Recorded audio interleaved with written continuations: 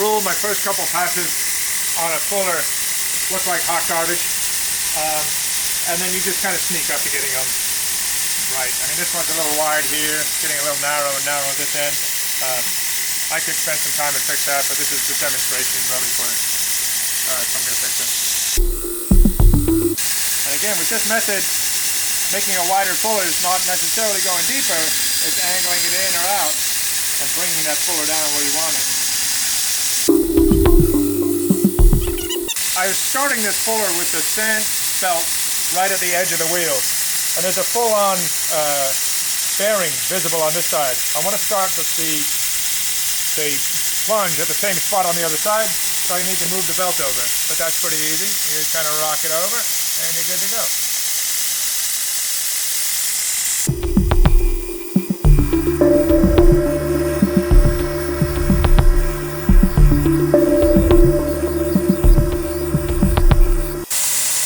Not the best fullers I've ever done, but it does show you how a Workrest and a small contact wheel, or even a big contact wheel. I've done this kind of technique wheel to make a really big hollow on some big swords I was making, and it's reproducible, it's fast, and it's really good. And the more time you use to get used to it, the better you set up the jig that you're working with, the easier it is to do. But you can see it's pretty easy to do. Next thing I want to show you is I'm going to put a false edge on the back of this blade using the adjustable Workrest, and just show you how easy that is to do. Alright, so we've got a pretty old 120 grit on there, and it's amazing how fast, with not too much pressure, this rotary platen cleans stuff up.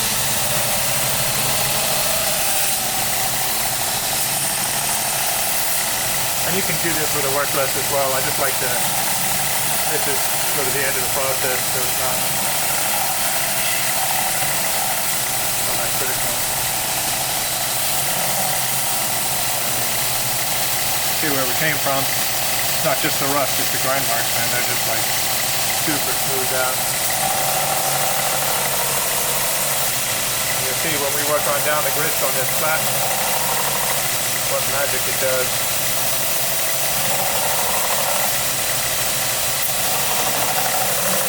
Now, if you just bought your platen and you're smelling burning rubber, that's okay. This is just working yourself in. But you can also crank down the speed in the beginning to let it do its thing. And just not a lot of pressure on these, especially in the beginning.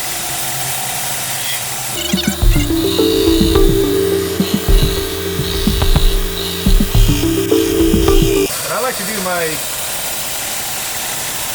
fullers first, because if you ever skip out of that fuller groove, it takes a lot of grinding to get it out. And if you're already where you want to be, then you're changing your dimensions. So I do all that skipping and jumping in a rough so that I can come back and make everything even. And so there's a little meander here. No one knows if it's slightly thinner here or not. All they see is that meander. So I'll take that out by just walking back that grind.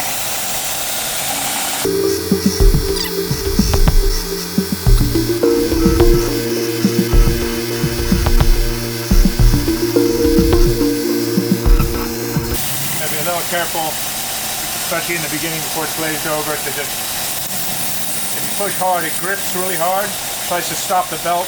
That brings down the tracking and shifts everything to the right. Things are a little better with the new tracking system. I don't have that on this machine.